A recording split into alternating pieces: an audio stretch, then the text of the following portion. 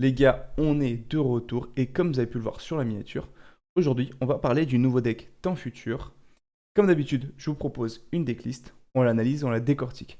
Mais avant de parler du deck, je vous propose de faire un zoom sur les deux Pokémon qui ont permis la création de ce deck.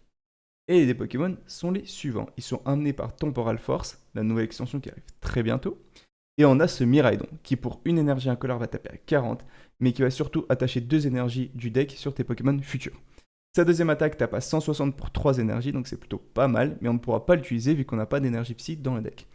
Mais en soi, ce Miraidon, il est très bon, on est dans une période temps passé, temps futur, donc il y aura forcément du support de nouvelles cartes futures, et donc je prédis un grand avenir à ce Miraidon.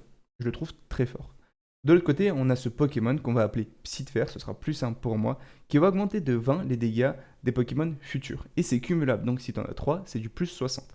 Sa deuxième attaque pour 3 énergies, dont une Psy va taper à 50 sur deux Pokémon adverses, c'est un peu comme Amphinobi, mais pour 50 de dégâts. On ne pourra pas l'utiliser parce qu'on n'a toujours pas d'énergie Psy.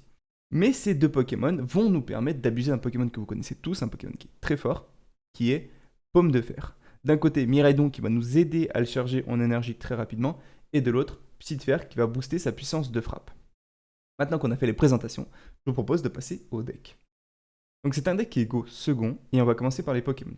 On joue 4 pommes de fer parce que c'est notre attaquant principal, le deck est tourné autour de lui, et donc on ne veut pas être soumis à la variance des prices, et on veut toujours avoir 2 pommes de fer en jeu, parce que dans ce deck-là, il y a une vraie transmission d'énergie qui va s'opérer, et si on rate le coche, on va se retrouver très vite en difficulté. On joue que 2 Miraidon, je vous dis c'est un deck go second, et on veut que la première attaque soit effectuée par ce Miraidon pour commencer à charger ce pomme de fer, mais derrière, dans le déroulé de la game, on en aura peut-être plus besoin, tout simplement. On joue que 3 Psy de fer, j'estime que c'est suffisant, et surtout, le terrain que je vise avec ce deck en début de partie, c'est Miraidon en post-actif pré-attaqué, pomme de fer, 2 pommes de fer, et 3 Psy de fer. Et si on a déjà 3 Psy de fer sur le banc, on est à plus 60. On n'oublie pas qu'on joue des capsules temps futur, et là on va s'intéresser au deuxième effet, les plus 20 de dégâts.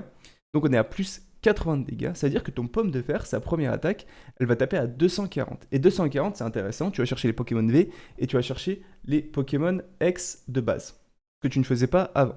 Et sa deuxième attaque, elle va passer, elle, à 200. Bon, ça va être assez rare de one-shot un Pokémon V et de récupérer 3 price, mais faut se dire que plus cette attaque tape fort, plus on a de chance de récupérer une extra price. Et moi, je le vois vraiment de la manière suivante, je me dis que même si j'utilise que ce soit la première ou la deuxième attaque de mon pomme de fer, j'ai de grandes chances de récupérer 2 price et donc d'être très rapide dans la game. J'ai rajouté une chouette de fer, je trouve ça assez intéressant, c'est un Pokémon temps futur, donc on va pouvoir le tuto très facilement dans le deck.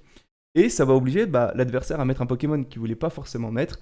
Et nous derrière, vu que la deuxième attaque de pomme de fer tape très fort, on a de grandes chances de récupérer un extra prize. Au niveau des dresseurs, on joue beaucoup de dresseurs, il y en a 11, et en plus on joue 3 Pokématos, parce que j'estime que les dresseurs sont très très forts dans le deck et remplissent énormément de jobs. On va commencer par Paper. Paper, je pense que c'est le dresseur avec lequel tu veux commencer ta partie. Il te permet d'aller chercher un outil et un objet. On va commencer par les objets. Les objets que tu vas avoir en début de partie, c'est Technoradar. Tu défausses un, tu vas chercher 2 Pokémon de temps futur. Ça va te permettre de mettre en place ton banc très rapidement. Et l'autre objet, c'est le générateur électrique qui va te permettre d'attacher des énergies sur ton pomme de fer. Et entre Miraidon et les générateurs électriques, ton pomme de fer, il va être prêt pour le tour suivant, prêt à attaquer, tout simplement. Mais c'est l'aspect outil, moi aussi, qui m'intéresse. On a 2 outils qui sont très forts dans ce deck. Donc cette énergie capsule qui augmente de 20, mais qui aussi annule le coup de retrait des Pokémon futurs. Et ça, c'est intéressant. Comme vous avez pu voir dans le deck, on joue que 2 Miraidon, donc ça va être très rare qu'on commence la partie avec Miraidon en post-actif. On va plus généralement commencer la partie avec Pomme de Fer ou Psy de Fer en post-actif. Et on a besoin de quelque chose qui va nous permettre de très rapidement switch, et la capsule fait très bien le job. On a ce bâton qui est plus là pour le milieu, fin de partie. Je vous le rappelle l'effet. S'il a attaché un Pokémon qui a exactement 4 de coups de retraite et que le Pokémon en question meurt, tu transfères 3 énergies sur un de tes Pokémon de banc. Donc c'est 2 objets qui sont très forts et on peut voir qu'il y a une certaine dualité et il faudra connaître les timings, connaître les match-ups, savoir à quel moment j'ai besoin de puissance, donc la capsule future, et à quel moment je sens que mon Pokémon il est en danger et que j'ai besoin de transférer les énergies. Donc ça, il faudra le voir une fois qu'on jouera et sur les différents timings, sur les différents match-ups. Ensuite, on joue 4 recherches professorales. Ce deck manque cruellement de moteur de pioche, donc cette carte-là fait très bien le taf. En plus, on a rajouté des Gift Energy. Je vous rappelle que Miraidon, sa première attaque, donc l'attaque qui nous intéresse, c'est une énergie incolore. Donc la Gift Energy remplit ce rôle. Et en plus, Ce deck-là, bah, dès que tu vas finir ton tour, tu vas te retrouver avec 2-3 cartes en main. Ton Miraidon, il a que 110 PV, donc il a de fortes chances de mourir. Tu vas piocher jusqu'à avoir 7 cartes en main et tu seras plein gaz pour ton prochain tour. Tout simplement. Machine, bon, comme dans tous les decks, elle a ce double rôle de moteur de pioche et de contrôle de la game. Ça permet de rebattre les cartes, obliger l'adversaire à changer son plan et aller chercher 2 nouvelles cartes. J'ai mis un seul boss order parce que c'est pas le dresseur que je veux forcément activer. Je préfère activer les autres dans le déroulé de la game, mais j'aime bien avoir un boss order qui est absolu et qui va nous permettre de finir certaines games. En plus, on peut maintenant se permettre d'en jouer qu'un seul parce que on a ce nouvel objet Ace-Spec, le Prime Catcher, qui est tutorisable par Pepper et qui fait l'effet, c'est très simple. Tu choisis un Pokémon du banc adverse, tu le mets en poste actif et tu fais la même chose de ton côté. Mais nous, maintenant on joue des capsules futures, donc battre en retraite, ça va être très simple pour nous et on va pouvoir récupérer 2 récompenses très facilement grâce à cette carte. On joue aussi 2 counter catchers. Alors là, peut-être que c'est un petit peu trop et qu'il faudra voir au fur et à mesure qu'on teste le deck dans la vraie vie, en fonction des match-ups, peut-être que cette carte passera à 1. Je m'explique. Le Miraidon, on dit qu'il tape à 40, mais il tape pas vraiment à 40. Si tu fais ton full setup, il va taper à 100. Et à 100, tu as de fortes chances de tuer le Pokémon en face. Donc tu vas te retrouver dans une position, j'ai l'impression qu'après, durant le déroulé de la game, tu vas être soit égalité au niveau des prices, soit devant. Donc ce counter-là, tu ne pourras pas l'utiliser. Et même si on pousse la réflexion un petit peu plus loin, peut-être que dans certains match-ups, il faudra faire attention à ne pas mettre le full banc pour faire en sorte que ce Miraidon ne one-shot pas le Pokémon en face pour pouvoir vraiment bénéficier des counter catchers, des prime catchers et des boss orders pour récupérer du 2 price par 2 price à chaque fois. Mais ça, il faudra vraiment le voir une fois qu'on pourra jouer le deck et tester tous les match-ups. Tout simplement. Donc, qu'est-ce qu'on a d'intéressant aussi dans ce deck? Oui, l'aspirateur. Alors moi, j'aime beaucoup l'aspirateur parce que maintenant, on a les nouveaux objets Ace-Spec et en l'occurrence, il y a la cape qui augmente les PV, donc tu peux surprendre l'adversaire, enlever la cape et prendre une extra price là-dessus. Mais on a aussi le nouvel objet qui augmente de 50 les dégâts contre les Pokémon X. Donc 50, c'est beaucoup. Notre pomme de fer, il n'a que 230. Donc il peut facilement se faire tuer avec cet objet-là. Donc il faut être très rapide et l'enlever rapidement. L'objet est tutorisable par Pepper aussi.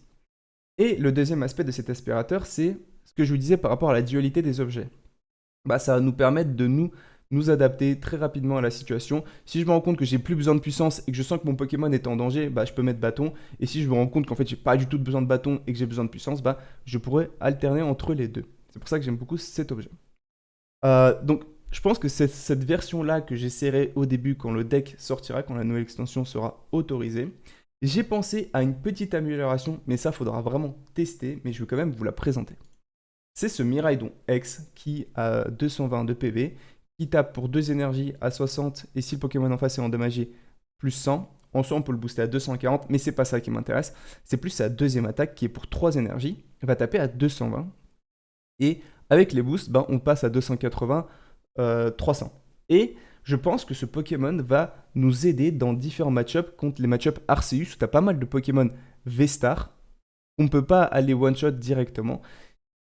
Et ce Miraidon, lui, il va faire le job, surtout qu'il ne demande que 3 énergies. Et je vous le rappelle, les gars, que le bâton, lorsque le Pokémon meurt, il transfère 3 énergies. Donc tu peux directement le rendre actif. Mais pour ça, il faut aussi rajouter une énergie psy. Mais en soi, rajouter une énergie psy, c'est pas déconnant, parce que ce Miraidon, il a une deuxième attaque, et avec les boosts, on peut la faire monter à 240. Et un One Price qui tape à 240, en soi, c'est plutôt intéressant, sachant qu'il peut s'équiper les énergies à lui-même, tout simplement. Voilà pour cette decklist. J'espère que cette vidéo vous aura plu, qu'elle vous a permis de mieux comprendre le deck, de mieux comprendre les différentes mécaniques. Moi, c'est un deck que je trouve assez intéressant, que j'essaierai forcément dès qu'il sera disponible. N'hésitez pas à partager votre avis dans les commentaires, tout m'intéresse. Et sur ce, je vous laisse, prenez soin de vous, à bientôt pour une nouvelle vidéo. Et là, on parlera des decks temps passé.